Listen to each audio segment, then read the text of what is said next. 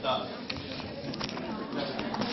Si bien nosotros cuando hablamos de las emociones, todos sabemos lo que son, todos las experimentamos, dice, o sea, hay muchas emociones que son muy cotidianas y son muy variadas, pero que comparten algunas características comunes. Les doy un poco de tiempo para que vayan copiando. Por eso, van copiando, no sé si tienen el power.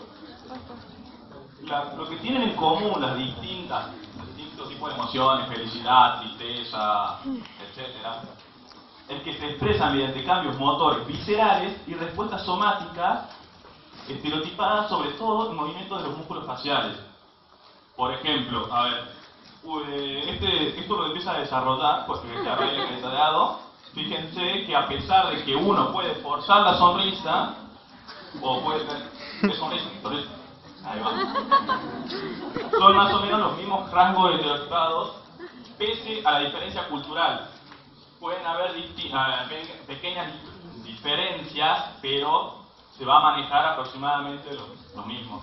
Incluso, por ejemplo, el que sabe, que vio Lie to Me o conoce la serie, se basa en el estudio de Paul Ekman, que tratan de esto, que es el pionero en toda esta temática. Bueno, este tipo de respuestas acompañan las experiencias subjetivas que no se describen con facilidad, pero son similares a todas las culturas humanas, básicamente lo que dijimos. Cuando hablamos de experiencias subjetivas, es por ejemplo, algunos tendrán alguna fobia, supóngase a las palomas, a las arañas, a las alturas. Sí, es común tener fobia a las palomas, no me pregunten por qué. Por ejemplo, cuando uno piensa en ese animal o en esa situación, se va a tener una activación fisiológica que no es propia de otro que no. Incluso muchos van a poner cara y decir, Blanco, ¿le tenés miedo a una paloma? Bueno, sí. A eso hablamos con experiencias subjetivas. Ahí, por ejemplo, lo que mostraba Dado, son distintos rasgos que, fíjense, sin conocer a las personas y sin hablar con ellas, podemos imaginarnos en qué situación se encuentran. ¿Qué emoción es? Tristeza. Tristeza. ¿Acá? Susto. Miedo. Bueno, Efectivamente las emociones pueden ser combinadas. tal cual. Como miedo, sorpresa. Acá. Alguien que está en el neuromaratón. Ado, ahí está Ado, mirá sonriendo. Esta cara es alguien que se fue al neuromaratón. Acá alguien está preocupado por el parcial. Ponele. Si ponele, no sé, es una mezcla. Qué sé yo. Digamos, no sé, qué sé yo qué cara es. Bueno, si bien siempre se considera como el centro de coordinación emocional el sistema límbico, actualmente se demuestra además la participación de varias estructuras encefálicas centrales. Ya más adelante vamos a ver más o menos cómo fue todo este periodo y todo este desarrollo, con Pepes, no sé, ya me ayuda a pronunciarlo. Las áreas cortical órbito y la medial del lóbulo frontal son las mismas que están involucradas en funciones superiores sumamente complejas. Acá es lo que venimos hablando de las experiencias subjetivas. O sea, nosotros necesitamos, no es para lo mismo el todo, y hay cosas que a algunos le van a despertar ciertas emociones y a otros no. Bueno, los signos más evidentes de despertar emocional son los que comprenden los cambios en la actividad del sistema motor visceral, el autónomo, que son lo que ya vimos cuando vimos el sistema autónomo. Acá me gustaría hacer particularmente una aclaración. Hablamos de autónomo y no hablamos solamente de simpático, porque si bien hay una activación emocional, que yo, cuando ves por ejemplo una araña, yo tengo fobia a la araña. Si por ejemplo, acá hay alguien que le tenga fobia a la sangre, a las agujas, o a todas esas cosas, lo que se produce en el sistema es se suspende, ¿se entiende? O sea, esas son fobias que en persona se desmaya, no tiene una activación de huida. Por eso que hablamos de autónomo en general. Bueno, es esto, la frecuencia cardíaca, la frecuencia respiratoria, flujo sanguíneo, sudoración y la actividad gastrointestinal. Acá dice, bueno, que también podemos evocar respuestas fisiológicas y emocionales mediante estímulos complejos e idiosincrasias mediados por el encéfalo anterior. Eso, o sea, por ejemplo, nosotros podemos, con anterioridad, podemos ya especular con un hecho. Por ejemplo, sabemos que a las 8 de la noche, nos vamos a juntar con una pareja, tipo 5, 6, depende del organismo también, ya empezás a sentir que te late más rápido el corazón, sudorás, ahí va. Claro, te pones morado. En mi caso, ponele, empiezo a hablar boludeces. El problema es que eso no para. Me junto, la de, no para, sigue. Bueno, el suspenso de ver una película, las acusaciones son estas y es fingir alegría con la suegra. Es heavy. Esa es particularmente bastante complicada. Sí, no, todito se me es así. Yo acá le quiero llamar la atención a una parte. Si nosotros podemos tener emociones que vienen, por ejemplo, que vienen de afuera, o sea, si por ejemplo, saber que nos vamos a juntar con alguien nos puede despertar toda esta ansiedad, no podemos hablar de que nos podría inducir, no sé, a ver, nosotros controlando el estímulo están induciendo, por ejemplo, no sé, emociones positivas, alegría. No podemos hablar de eso. Por ejemplo, no sé, a mí se me ocurre, si les muestro una foto así, ¿me entienden? O sea, podemos hablar de que esto puede generar distintas emociones. A mí particularmente un bebé no me causa nada. Vine con el instinto paterno, el botoncito ese no. Pero hay algo que no me puedo resistir y son... Va todo lo masculino, bebé no, eso me mata. ¿Qué es lo que queremos decir con esto? Fíjense que la emoción y el comportamiento sensitivo motor están inextricablemente ligados entre sí. Ustedes se fijan recién cuando Ado sonreía, que la sonrisa era forzada. ¿Por qué? Porque no estamos hablando de que se activaba el sistema límbico, sino que estamos hablando de una parte motora simplemente. En cambio, que por lo general si uno fuerza alguna emoción o trata de sonreír a propósito o poner cara de preocupado, va a notar que está media tensa la cara. En cambio, si uno lo hace porque salió y porque pintó, que sé yo, te contaron un chiste, bla bla, los fotos recién, se van a dar cuenta que es algo inerte, no lo pueden controlar. Por más de que agarren y digan, bueno, este flaco me cae mal, así que por más que haga un buen chiste no voy a reír, y ponele que te sonreís, se te va a notar igual, va a haber pequeños rasgos que no se van a poder camuflar, por decirlo de alguna forma. Y bueno, y acá esto de Ado, ¿qué sería de la emoción sin el suspiro? El escalofrío, el latido, el rubor o la caricia. Es inconcebible la emoción disociada de cualquier sensación de nuestro cuerpo. ¿Qué seríamos nosotros si no sentimos? Acá hablamos de la integración de la conducta emocional. El hipotálamo es el centro crítico para la coordinación de los componentes motores viscerales y somáticos del comportamiento emocional. ¿Eso lo vieron el hipotálamo, no? Bueno, genial. Acá lo que hay que marcar es el trabajo de Barth y Hess. Esto es importante porque marca un antes y un después, y además está puro. Lo que hace acá Barth y Hess es, le extirparon a gatos. Yo, si quieren acordarse, pueden acordarse un gato se llamaba Barry y otro qué. Le extirparon lo que eran los hemisferios cerebrales, pero le dejaron el hipotálamo intacto. Este empezó a inervar lo que era lo que le dicen ira ficticia, creo que está acá. ¿Ven? A ver ¿qué pasó? El hipotálamo estaba intacto. Mientras que en el otro veían que si le tocabas, sí. Gracias. No hay problema. Sí. Bueno, vuelvo. A la parte del hipotálamo. Va. Sí. A uno le dejan y al otro le sacan. ¿Y cuál es la diferencia? En el que el hipotálamo se encontraba intacto, se manifestaban todas las conductas de agresión. Mientras que en el otro, que se lo aislaba porque hacían un corte en lo que era el hipotálamo mesoencéfalo, gracias.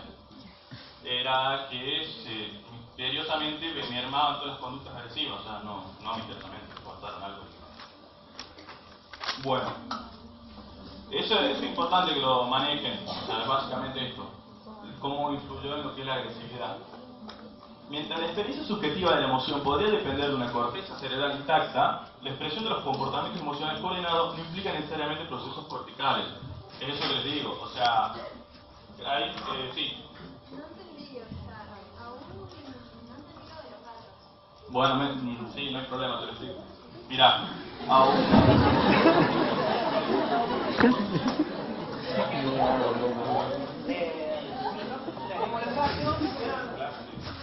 ¿Se acuerdan de los gatitos que les mostramos recién? Bueno, le descorticamos la cabeza.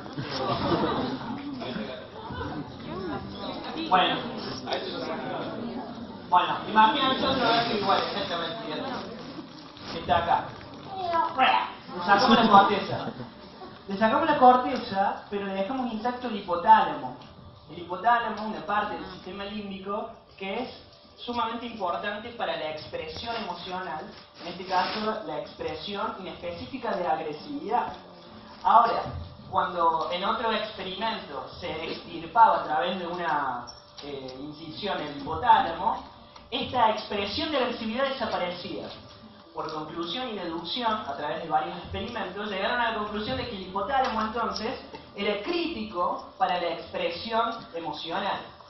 Ahora, llegaron a la siguiente deducción también. No se necesitaba la corteza entonces necesariamente para expresarla. Ya con el hipotálamo alcanzaba, ¿sí? Ahora, la corteza sí, efectivamente es necesaria para experimentar la emoción, pero no así para expresarla. A través de esos estudios de los gatos descorticados de Barty Hess, fueron los primeros estudios que centraron las bases científicas para empezar a hablar de un centro cerebral específico para la expresión emocional. Entonces de ahí viene el tema de los gatos y el hipotálamo. Así que cuando vean a su gatito, piensen, mira si no tuviera cortes, expresaría agresión igual. Pero no podéis experimentarlo. Pero no le hagan eso a su gato, obviamente. No. ¿Y el nombre de ira ficticia? Era ficticia porque era una activación adrede, digamos. Y no experimentado blanco. Claro. Se llama ira ficticia o falsa furia.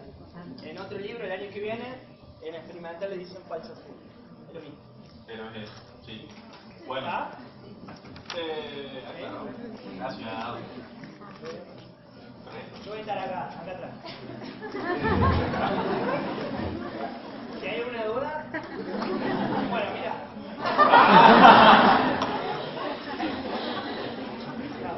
Así no va a ser muy complicado, no se va a escapar nada. Bueno, fíjense que acá lo que decimos es que la experiencia subjetiva de la emoción puede depender de la corteza. Acá podemos hablar de sentimiento, el amor. Por ejemplo, o sea, vos estás con tu pareja hace 6 meses, un año, no tuve mucho más que eso. Y ya no es que vos decís, me apasiona estar como, no, está ahí, qué sé yo, pero sabés que la amás. Se supone. Así dicen las películas. Bueno, a eso hablamos cuando hablamos de una corteza cerebral. ¿Pero qué es el amor? No me hagan preguntas difíciles, por favor. Bueno, mientras que la expresión de los comportamientos emocionales no necesariamente los necesitaría. Es esto que venimos diciendo.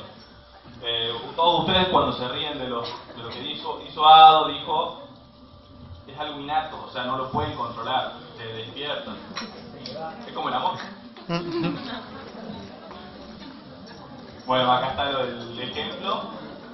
Y así arrancamos con lo que es el circuito de Papert, que es esto lo que... El razonamiento que recién hizo Ado fue lo mismo que hizo este sujeto.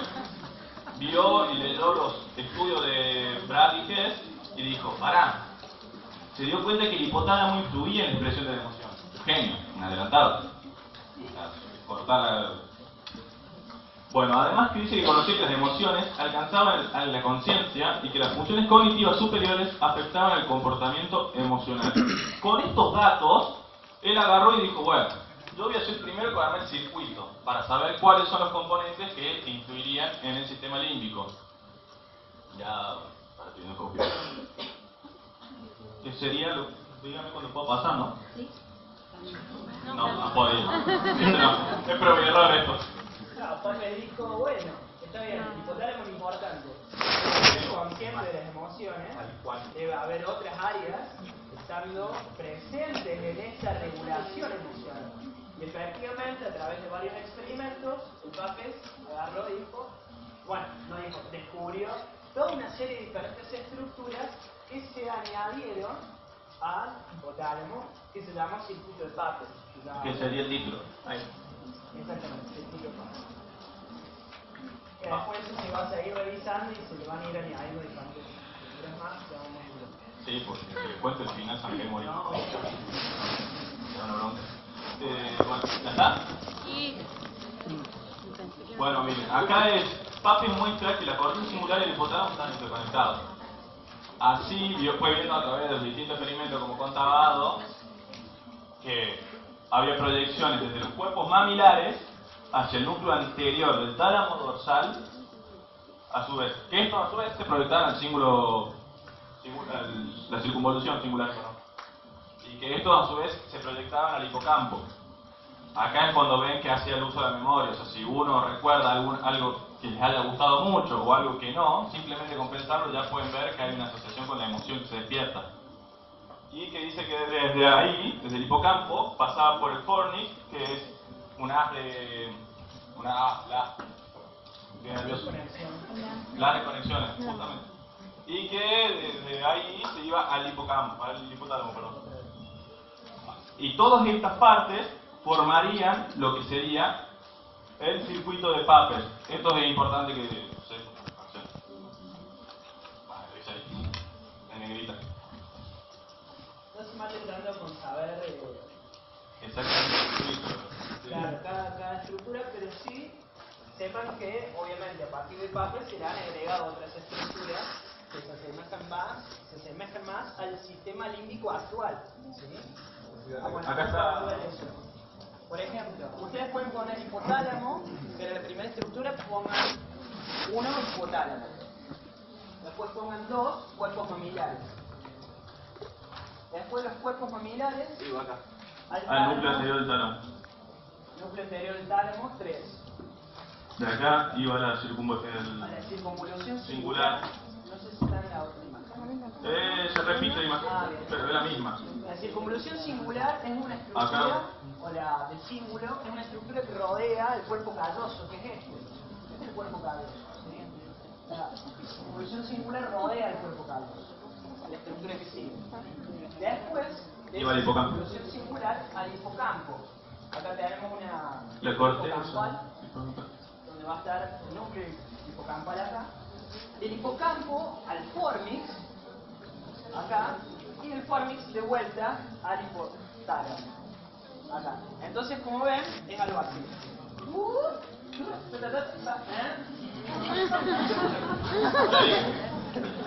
No es un anillo esférico perfecto, pero sí es un sistema que tiene un cierre de retroalimentación. Por eso se lo llamo el circuito de Papert. ¿Sí?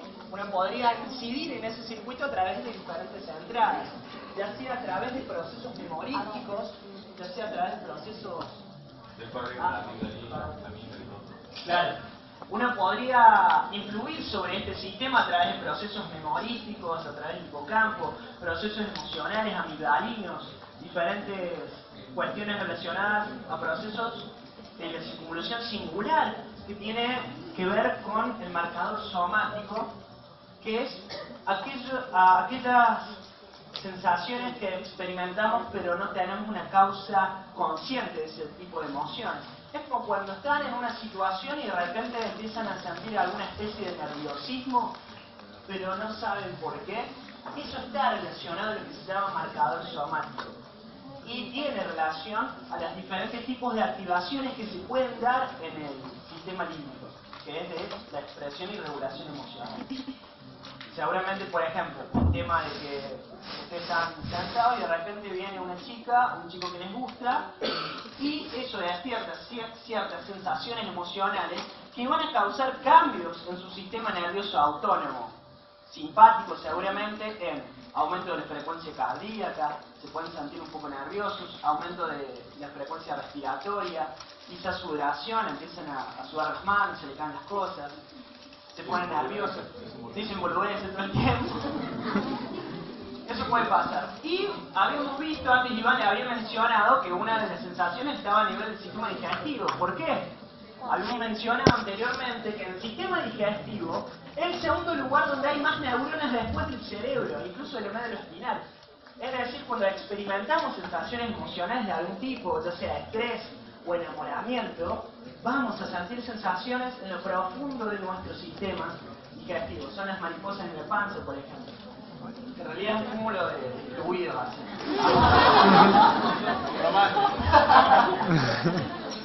a decir el amor. No, mentira. Estaba emocionado. Está emocionado. Sí, no. Muy centrado. Complicado seguir. Bueno, sacando los fluidos, sí. No hay problema. Bueno, o sea, no me voy a poner a hablar de fluidos porque no da. Depende, hay muchos tipos de fluidos. Sí, pero no, está complicado. No, bueno, y eso está bueno de verlo, de que no es un sistema aislado. O sea, verlo como que se relaciona tanto. Que ya luego vamos a ver que está con el frontal, el órbito y el medial.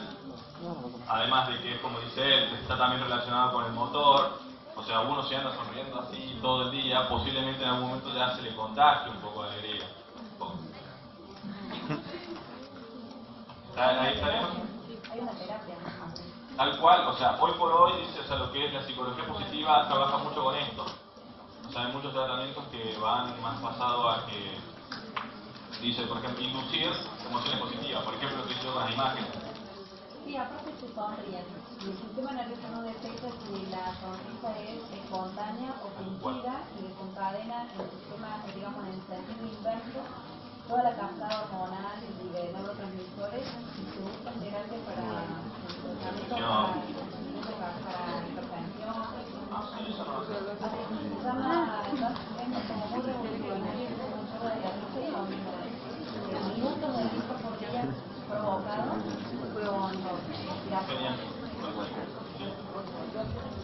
Hay una anécdota, una escena de un divulgador científico que se llama Eduardo Punzer, que hablando acerca de cómo cambios a nivel facial o diferentes comportamientos motores podrían tener alguna mínima influencia sobre las sensaciones emocionales concretas, decía unos experimentos muy particulares, ¿no? Que era, a una serie de individuos se les colocaba en el epicero o algo que les mantuviera todos los músculos motores simulando una sonrisa, por ejemplo, así. Después de un tiempo, a través de diferentes tests e indicadores, la mayoría puntuaban con un cierto nivel de emocionalidad un poquito más positiva, porque continuamente el cerebro estaba recibiendo la información acerca de los movimientos faciales y había un pequeño aumento de emocionalidad positiva en ese sentido. O sea, a partir de esto no les queremos decir que son bien todo el tiempo, por nada, claro. Pero era interesante lo que se podía demostrar a partir de eso. Sí, por eso, justamente bajo el mismo principio es que trabaja la psicología positiva, como dije recién. Ponerle cada hora que uno está sentado, nosotros que leemos mucho, te dicen ponerle levantate y caminar 50 pasos, nada más. Pero es eso, de mantener activo el sistema, después, bueno, no quiero seguir esto porque tengo miedo de irme a la bosta. Dentro de la mano, esto no va. Bueno, y sigamos con esto. Pues si no, pues. Una cosa, el PowerPoint lo estoy filmando, o sea, no se preocupen por ahí de anotar todo, por ahí está bueno prestar atención, después lo copian de acá, no lo podemos subir, pero lo copian de YouTube. Bueno, me voy sacando presión. Dice, lo que pasó fue como que les venimos diciendo, abogado, esto mismo, o sea, el circuito de Papert fue revisado y se fue incluyendo zonas, como por ejemplo la prefrontal orbitaria y la medial. Después, también se agregaron porciones ventrales de los ganglios basales y el núcleo medio dorsal del tálamo. O sea, se agregaron estas partes y hay una parte clave, la cual Papert solo había mencionado, que resulta que es actualmente la más importante, si quiere, la amígdala. Este conjunto de estructuras, junto con la circunvolución hipocampal y la corteza singular, es lo que hoy por hoy se denomina el sistema límbico. Tales así las revisiones que se hicieron, que hoy por hoy se considera que el hipotálamo y el cuerpo mamilar no serían exactamente lo más importante para la expresión de emociones. Sin embargo, sí la prefrontal orbitaria y medial y la amígdala. Esas áreas, por ejemplo, de la corteza prefrontal, son las mismas que están participando en funciones cognitivas superiores como el razonamiento, toma de decisiones. Es decir, hablan mucho de la capacidad que tenemos como seres humanos de poder regular emociones, ¿sí? En ese sentido, es muy interesante las nuevas investigaciones relacionadas al sistema límbico y las emociones, y también los avances en terapéuticas que pueden incidir sobre las situaciones emocionales. Tal cual, o sea, te doy un ejemplo. A los católicos, o sea, van a una iglesia, no es lo mismo que va al ateo, por ejemplo. O sea, fíjense, y eso es algo que está totalmente relacionado con la corteza. Total, o sea, los gatos no creen en algo, básicamente, o sea, es un desarrollo más humano, si quieren. Y también lo podemos decir, como dice él, de regular. O sea, y me olvidé lo que es, pero si lo sigo. Es esta la misma imagen que vimos recién, pero es más grande, más ampliada, donde se puede ver bien lo que es el cíngulo, el cuerpo calloso. Acá se encuentra la corteza prefrontal, la orbitaria, la medial, la amígdala, y que serían los componentes fundamentales para hablar ahora del sistema límbico. ¿Dibujaron? No me ponga a dibujar mismo. La amígdala, bueno, una de las estructuras que justamente, como les mencioné recién, Papert personalmente la menciona, cumple un rol importantísimo en la experiencia y en la expresión. Esto trabaja con el hipocampo, que dice que si bien el hipocampo retrae la memoria, esto le agrega el sentimiento, la emoción. Es por eso que uno puede pensar en un momento para ti especial, no sé, cada uno tiene el suyo, egresar, qué sé yo, conocer a una persona, comer un asado, qué sé yo. Le va a despertar una emoción que es algo particular, o sea, el sentimiento que cada uno le pone. Se encarga de mediar los procesos neurales que otorgan la significación emocional, lo que les dije recién, que constituye la base del aprendizaje emocional. Acá hay un ejemplo de investigaciones sobre el miedo, las cuales se basaban en el caso de una señora, o chica, o no sé qué será, la cual le extirparon las amígdalas, pero dejando todo el área alrededor intacta. ¿Qué pasó? Veían que antes expresaba cierto temor racional, o si quiere, dependiendo, o irracional, y que inmediatamente, después de esta extirpación, dejó de presentar miedo. Lo cual, o sea, puede ser, no es muy adaptativo si pensamos, no sé, hay cosas que está bueno tenerle miedo. Por ejemplo, a las 4 de la mañana vas sola caminando por una calle oscura, viene un flaco y te ofrece, no sé, caramelo media hora, yo salgo corriendo. Yo salgo corriendo. Sí, Bueno, una pregunta. Si te sacan el miedo, ¿también te sacan la agresividad? No, porque lo que sería la agresividad sería más ligada a lo que es el hipotálamo. Justamente, al contrario, hay un síndrome que se llama el Clover-Watson, que implica un daño, por ejemplo, en esas zonas temporales, mediales, donde está la amígdala, por ejemplo. Y al tener daño el sistema, una de las cuestiones es comportamiento repetitivo, impulsivo, la continua motivación de la oralidad está sumamente exacerbada, pérdida de miedo, es decir, afecta mucho la regulación del sistema límbico.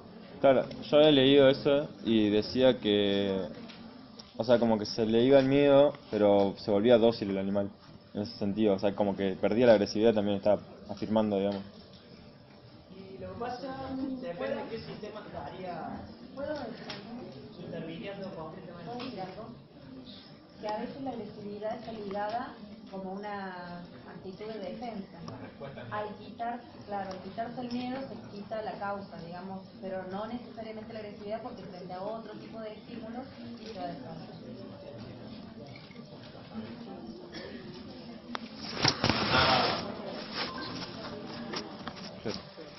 Esta imagen que vimos recién es para que se quede claro. Yo se lo mostramos 5 veces para que recuerden el circuito. Esto es lo que le hablaba recién de las investigaciones sobre el miedo. Bueno, esta es la señora a la que le extirparon las amígdalas. Y esto nos lleva a hablar de la integración de la conducta emocional. A raíz de estas investigaciones se produjeron muchos, a través de estos descubrimientos, se produjeron nuevas investigaciones. Muchas muy actuales, como venimos hablando ahora, recién, como puede ser, por ejemplo, la investigación donde se muestra la activación visceral a través de actividades voluntarias, lo que hicimos recién, o sea, cómo uno mismo puede inducirse ciertas emociones positivas o negativas, Después, la experiencia mindfulness, la cual es un nuevo tipo de terapia que surge en los 90, lo cual tiene su base teórica en el budismo y en el reiki, que conecta de esto, la atención plena al sujeto, a todos los sentidos. Incluso hay profesores acá en la facultad que trabajan con esto. Luego, las investigaciones sobre metacognición en la regulación de las emociones es cómo nosotros aprendemos a interpretar ciertas emociones. O si a través de tener cierta emoción, cómo respondemos. Porque, o sea, nos podemos enojar, pero enojarnos ¿es razón suficiente para actuar mal frente a otra persona? O sea, ahí hablamos del razonamiento y de la regulación. Y el enfoque de la psico-neuro-inmuno-endocrinología, que es la razón por la que nos enfermamos juntos cuando tenemos la situación.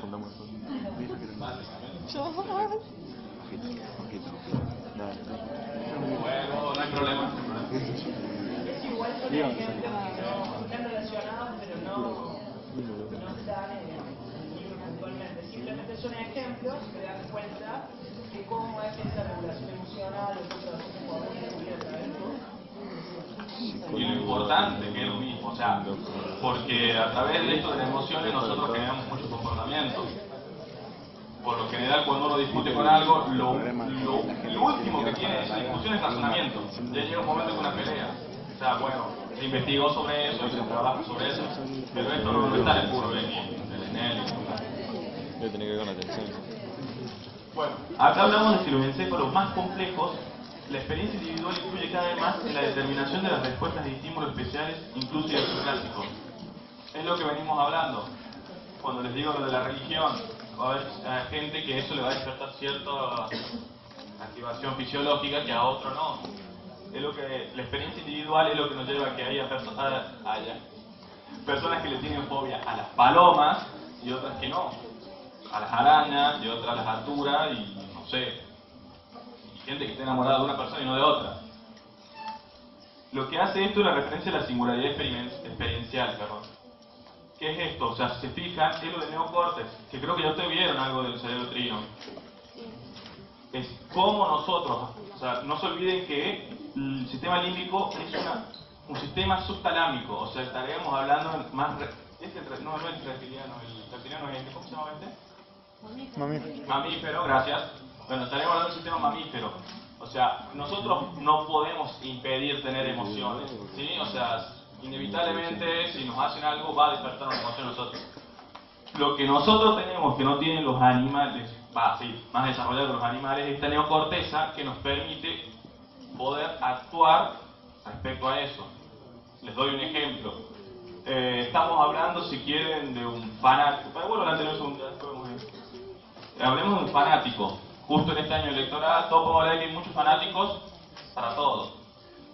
¿Qué pasa? O sea, te puede dar un argumento, uno lo puede refutar y plantear el suyo, ustedes van a ver que te responde, no sé si con lo mismo, cambia poco, pero con mayor intensidad.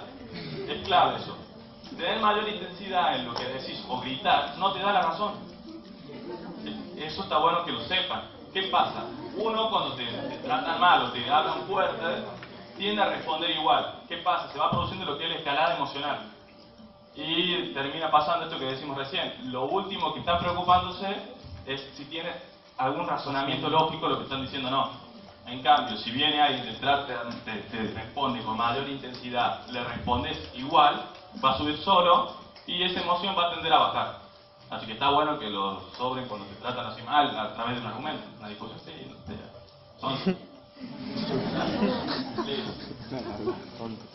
Bueno, después, cuando esto es lo último ya del tema, que es que el hemisferio derecho es especialmente importante para la expresión y la comprensión de los aspectos afectivos de la palabra. La pérdida de expresión emocional es lo que se llama la prosodia. Es gente que tiene la voz monótona, que habla así, y te puede decir te quiero. No, es lo que produce. Hay gente que padeció prosodia que terminó perdiendo pareja. Imagínense que les dice te quiero. No funciona así. O sea, un poquito, digamos, no puede. O sea, y eso genera hablan también más lento y bueno, es un problema grave. O sea que si hay alguien que les habla así, les dice te quiero, o sea, porque lo sienten, es lo peor, o sea, sienten la emoción, pero no pueden hablar así de una manera más eufórica. No voy a decir te quiero fuerte y todo porque no está firmado, ¿no? Y después, con respecto al estado de ánimo, el hemisferio izquierdo participa más de las emociones positivas, mientras que el hemisferio derecho está más vinculado con las negativas. O sea, si usted ve a alguien que está de mal humor, se va a compensar un poquito menos con el hemisferio derecho. ¿Lo dice? ¿Tiene que Sí. ver con el hemisferio dominante o siempre es el izquierdo de ambos positivos y el derecho con la... En los zurdos se ve que es más parejo también, así que sí, podemos hablar de... podemos suponer más de un tema del hemisferio dominante. Y después hay un video que yo tampoco lo vi, pero lo vamos a ver ahora. ¿Va? Después, Ah, pa. después, las neuroimágenes. Bueno, y eso sería todo. Después la neuroimagen. Que no sé si le faltó copiar.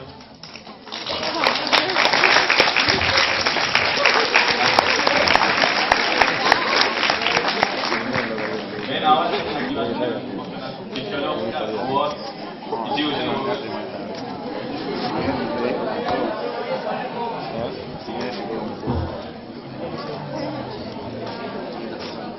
promueve que los ayudantes no solo de esta cátedra, sino también es una invitación a todos ustedes, no solo como ayudantes, sino también pueden participar colaborando en lo que sea.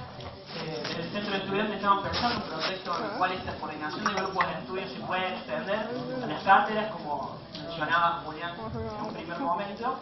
Yo en este momento no soy ayudante alumno de la materia, antes sí, empecé con este proyecto, pero ahora sigo acompañando porque creo que todos los nuevos compañeros que se van sumando a la cátedra y todos aquellos que quieran solidarizarse con esta expresión del conocimiento a través de la institución pública están totalmente invitados a participar, no solo en esta cátedra, sino en cualquier otro que ustedes deseen instrumentalizar estos espacios de coordinación de grupos. Pueden acercarse a hablar con nosotros y con mucho gusto nosotros vamos a asesorar para que se puedan organizar este tipo de eventos. Bien, ahora otro de los temas era neuroimagen, el tercer práctico, neurofisiología, donde se veían las características más importantes de todos aquellos métodos que tenemos para visualizar, observar diferentes características del sistema nervioso. Uno de los más sencillos, los primeros que estaban, por ejemplo, en el práctico, es el electroencefalograma, que era una medida muy práctica, sencilla, barata, simple de aplicar, para poder medir cuáles son aquellas ondas cerebrales que se iban a generar a nivel del sistema nervioso, pero la desventaja es que tiene que nada más es a nivel de la corteza. No podemos acceder a las activaciones de las ondas cerebrales que van a ser emanadas de otras estructuras subcorticales. Pero es una muy buena manera de aproximarse a los fenómenos neurofisiológicos en un método bastante práctico. ¿Con esto ya está? Bien claro, electroencefalograma. Después tiene la tomografía axial computarizada, TAC. Es una técnica estructural, ya que nos permite visualizar meramente las estructuras y a nivel macro, porque esta técnica no tiene tanta capacidad de resolución, ¿sí? Hay una pobre diferenciación entre la sustancia gris y la sustancia blanca. En este sentido, el principio que utiliza esta técnica son los rayos X.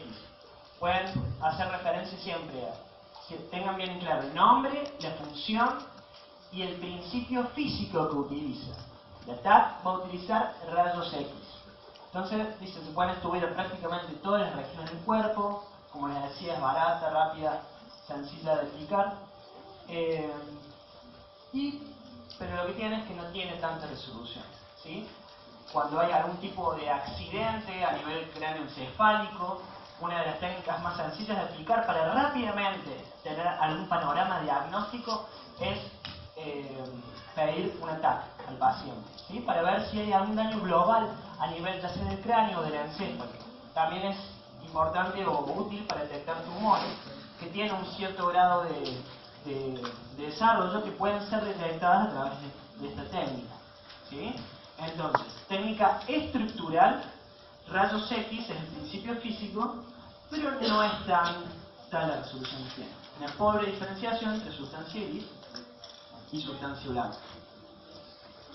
Vamos a ver dos estructurales, dos funcionales y una estructural funcional. Esta es la primera estructura. La otra estructural es esta, la resonancia magnética nuclear. ¿Sí? Resonancia magnética nuclear. También técnica estructural, porque vemos las estructuras, pero ya tiene una mucho mayor resolución de las diferentes áreas cerebrales que va a poder observar. El principio que utiliza es detectar cuáles son los campos magnéticos de los átomos de hidrógeno. En ese sentido son ondas de radiofrecuencia. Ondas de los átomos de hidrógeno, sería el principio físico. El anterior, rayos X, este detecta las ondas, los átomos de hidrógeno. Esto se puede realizar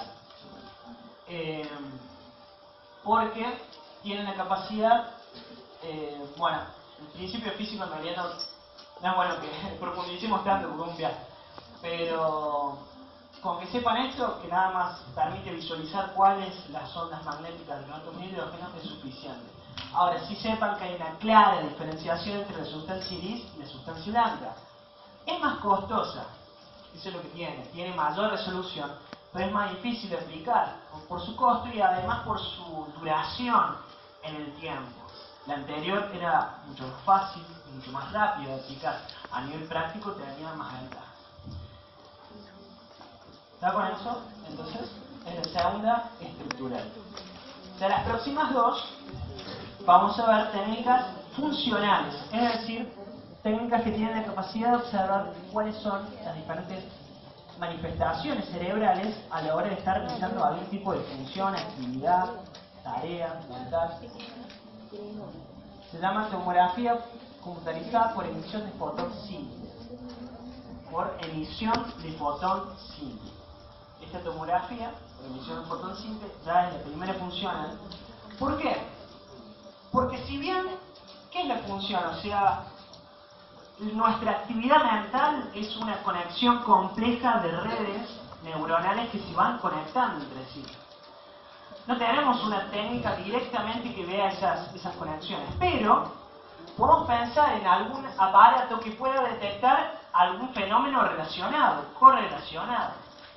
El flujo vascular es uno de esos fenómenos. Donde hay mayor actividad cerebral, va a haber mayor flujo vascular.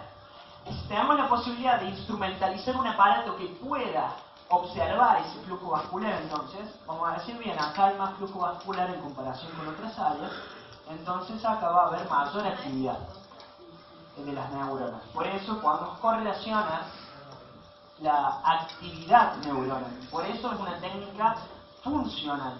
¿Cómo lo hace? ¿Cuál es el principio? Bien, ve el flujo vascular a partir del seguimiento que se hace a través de un radiofármaco que se inyecta.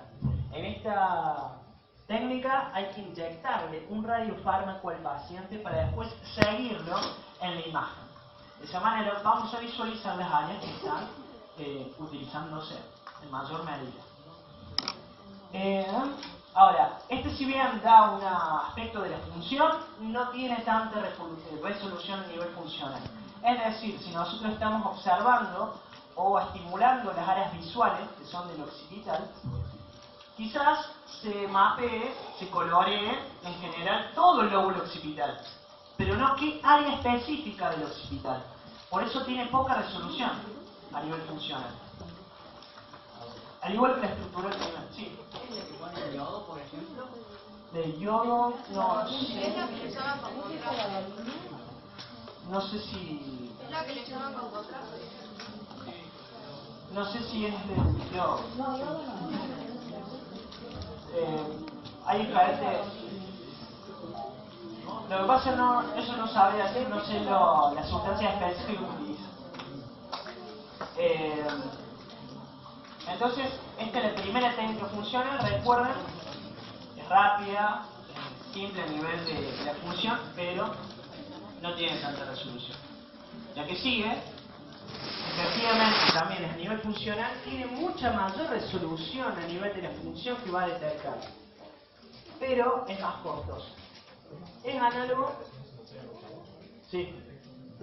Por eso la tomografía por emisión de positrones dice, si bien tiene mucha mayor resolución, porque no solo vamos a ver áreas a nivel cortical, sino áreas subcorticales que vamos a poder detectar esas activaciones, es mucho más costoso. Es lo mismo que veíamos entre las estructurales. La primera estructural era rápida, fácil, barata, pero poca resolución. La segunda estructural tenía mucha mayor resolución, pero tardaba más el examen y era más costoso. Lo mismo con las funcionales. Ahora, ¿por qué tiene mayor resolución? Porque además de ver el flujo vascular es el flujo de sangre, el flujo sanguíneo de las áreas. Además de ver el flujo vascular, ve el metabolismo químico que se realiza en esas áreas. También a través de la inyección de un radiofármaco. Este radiofármaco, sí sé que se llama el 2-TP. Eso se veía en experimental. Era un radiofármaco específico. Sí, desoxiglucosa, algo así. Son sustancias específicas, pero igual nunca le han tomado referencia con respecto a eso. Lo que sí tienen que saber, nombre, función y el principio físico. Entonces, esto con respecto a la emisión de positrones. ¿Llegaron? ¿Copiar? Y la última es la resonancia magnética funcional. La resonancia magnética funcional. Es una técnica que combina la capacidad de ver tanto las estructuras como la función que se va a desenvolver en el organismo, que el sujeto va a desplegar. Permite visualizar zonas cerebrales que se activan mientras se está realizando una teoría cognitiva o algún tipo de operación mental. ¿Cuál es el principio físico? Va a detectar cuál es el aporte de oxígeno en sangre de cada área. Aquellas áreas que necesitan una mayor oxigenación en sangre son efectivamente las áreas que en promedio se están utilizando en comparación con otras. Un detalle estadístico o técnico en realidad es que siempre la comparación se hace, el resultado final se realiza comparándose otras áreas. Por eso es muy tiene que ser muy preciso la calibración metodológica y técnica de este tipo de técnica, de esta resonancia, para que realmente las imágenes sean fiables. Entonces el principio físico va a ser el aumento de aporte de oxígeno en sangre. Vamos a ver tanto la estructura como la función. Tiene mucha mayor resolución, tiene mejor resolución que todas las anteriores. No hay que inyectarle nada al paciente. Por eso, en cuanto a todas esas ventajas, es superior a las anteriores, ¿sí? Pero bueno, lo que pasa es que no hay tantos resonadores magnéticos funcionales. Acá en Córdoba creo que hay un par, hay uno en Lulton, no sé si hay en otra institución. ¿Hay uno nuevo? Se está equipando la gente. No sé el costo, pero bastante, mucho más que una bici. ¿Por qué este ejemplo? Capaz dos bicis. Era muy grande. Y una bici con un resonador. Ahora se inventó un casco que Kodak diseñó un casco para poder medir cuáles son tus áreas cerebrales, para poder detectar cuál es la activación cerebral online. Vos te pones el casco y bueno, mucho, porque el resonador magnético, imagínate, vos te tenés que acostar, entrar así y escuchar todo un montón de ruido. Si uno tiene fobia, claro, claustrofobia, es casi imposible de realizarse en el estudio. En cambio, si vos lo haces en un casco, vos podés estar sorteando. Igual si moja y no sé.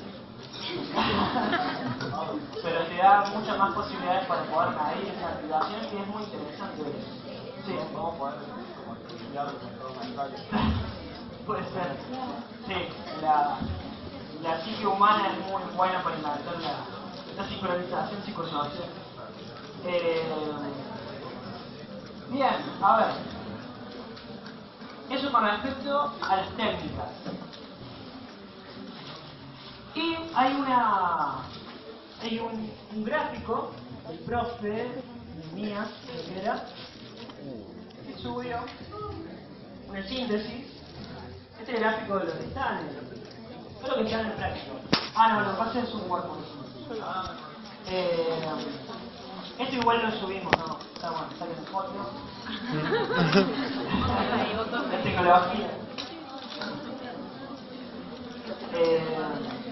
Ahí está, las dos estructurales, las dos funcionales, la estructural funcional, donde les va a indicar qué tipo de característica o dimensión se está midiendo, la tomografía axial de la densidad de las estructuras, la resonancia magnética nuclear, la intensidad con respecto a la distribución del campo magnético del átomo de hidrógeno, tomografía axial computarizada por emisión de fotón simple, lo que les había mencionado, el flujo vascular, la tomografía de PET, además del flujo, el metabolismo, y la resonancia magnética funcional.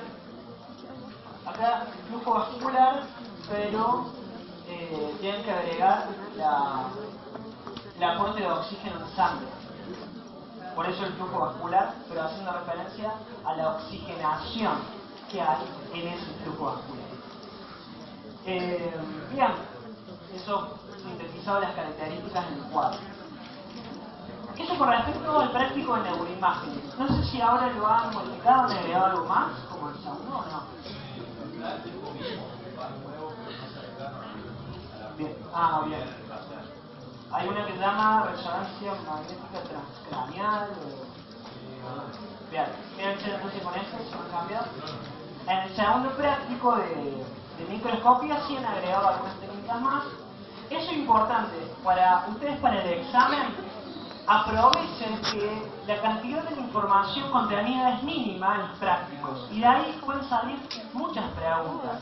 Entonces estudien bien los prácticos, porque por otro lado usted me dice, bueno, pero hay temas donde tengo 3